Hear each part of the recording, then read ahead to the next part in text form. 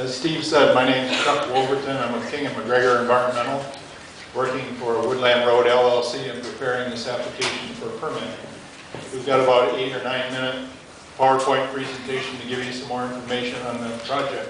I'm actually glad they did the PowerPoint presentation earlier because it clarified a few things for me. And initially, when I looked at the purpose of the road, it said mining, logging, aggregate, recreational use. But when I looked at that map, the beginning point is the mill and the end point is the mine. To me, that means this is a mining road. Woodland Road will provide needed all-season access for emergency vehicles, including EMT, fire, snowmobile trail, and search and rescue. Woodland Road will provide access for recreational enthusiasts. I don't understand the recreation argument because how is this going to improve our recreational opportunities? I think it's going to really make it a mess. It's not going to be attractive to folks who are really interested in a remote experience.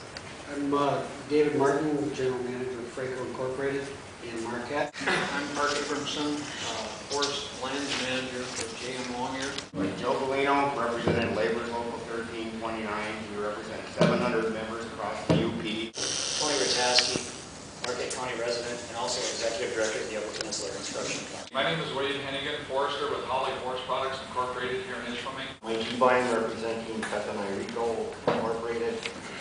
We're an explosive supplier to Cliffs, Lindbergh and Sons, and hopefully Kennecott. We're supporting the Woodland Road project. I'm urging the DNRE to approve the Woodland Road permits. Boy, reading all those letters to the editor in the mining journal, I didn't know DNRE was so well liked. So that's interesting.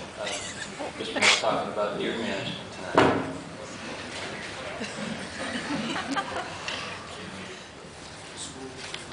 After James Sodergren is Bruce Enstrom. My name is Jim Sodergren, and I've been a Marquette County resident for 84 years. I'm sorry.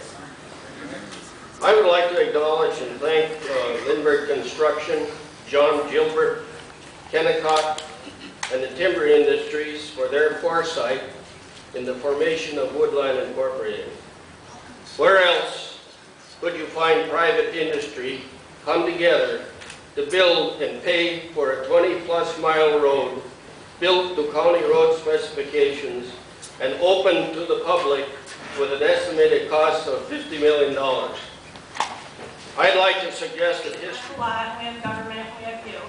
And so please, please do that. Apply the law. There's flaws in this. There's been flaws throughout the entire process, and you need to address those. Take your time. You have experts, you are experts, you have experts in the community, in the state, in the nation, there's experts in this room. Talk to them, and I urge you, through all the emotion and interest and different issues and people, be the employees that you are and apply the law fairly. Thank you. My name is Jim Carey. I'm a logging contractor in Channing, Michigan, a major player in the forest products industry. I own land in Ely Township, Marquette, several places in Marquette County, all the townships, Dickinson County, Erin County. I'm a 5th generation extractor of the natural resources. A lot of my family members were miners. I do a lot of business with people in the area here that we buy products from. I agree with a lot of the comments made by some of the people that probably don't like what I do every day. We provide jobs for 35 families, pretty good jobs, pretty good benefits.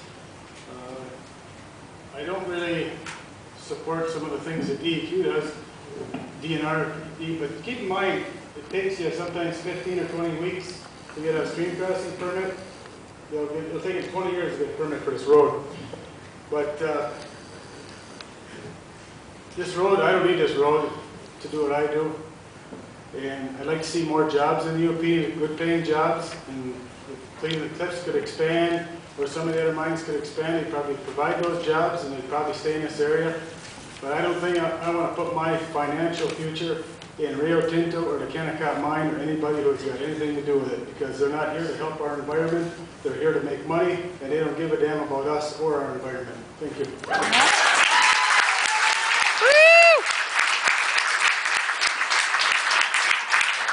Dave Burleson. Thanks you for the opportunity. I live on the north branch of the Otter River in southern Hope County. It's a haul road. There's a bridge to nowhere right next to my house, which the state and county took the property from me to build this bridge because they said they would condemn it if they couldn't. So that's a little bit of history on my experience with haul roads. The whole issue seems to be with all the speakers that have gone before me that are in favor of this project, is trust. I try to boil it down to one word, trust. And it seems like the overriding comments kind of revolved around trusting the state, the regulations, and the people in Lansing or in Marquette and regional offices to monitor and mitigate this proposed action. The river that I live on was the last known river in Michigan to contain native gray because of its purity and temperatures and so on. There's none there now. The stretch of river that I own, 1/2 a mile, was easily, you could easily catch 100 fish in an evening and release them almost every evening when I first bought this land. It's in the 70s, and now there's no holes and no fish. And the reason I'm mentioning this is because, back to the word trust, I just looked up online because I can't find the pamphlet any place locally in any of the bait stores or the licensed places. There's no pamphlet to hand out the consumption regulations for fish advisories. And that trust that I have in the people in power has been degraded significantly over the years that I've fished and eaten fish and consumed them and enjoyed them. And I printed out just 3 pages of the Lake Superior watershed, and virtually every stream in the Lake Superior watershed in the UP has fish advisories for women and children.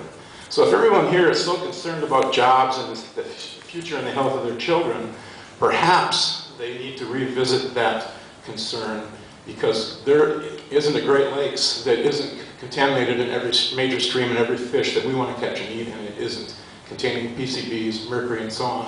And if this mine goes through and there is an accident, if you can't regulate it and control it the way you propose you can, then perhaps we'll just have to add another thing to the next fish advisory. Road is, will not be legal. The mine has, in order for this road to be a haul road, Kennecott has been notified from the DEQ before it became the DNRE that they have to file an amendment to the process.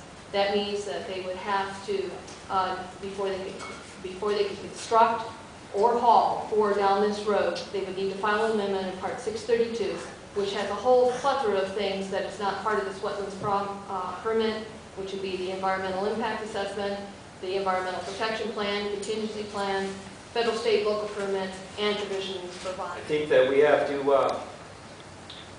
have considerations for wildlife, on what the sort of impact this is going to have, not just bare minimums. There's a lot of money involved in here. This company's got lots of money. They're going to make billions of dollars on this.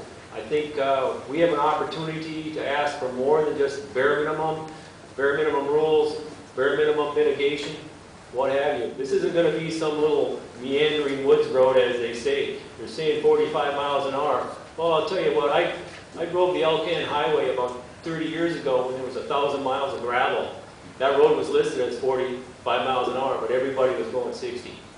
And, you know, I think we have to try to get whatever we can from this to help out our wildlife, habitat, the townships, the county, and the UP.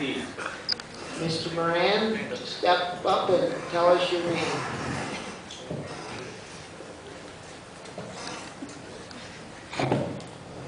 My name is Jeremiah Moran, and I represent me and my family, and I live in the woods. And also this road, if you put it there, it could kill all those bugs and those fish and all the other plant life that's in there. Thank you. Thank you.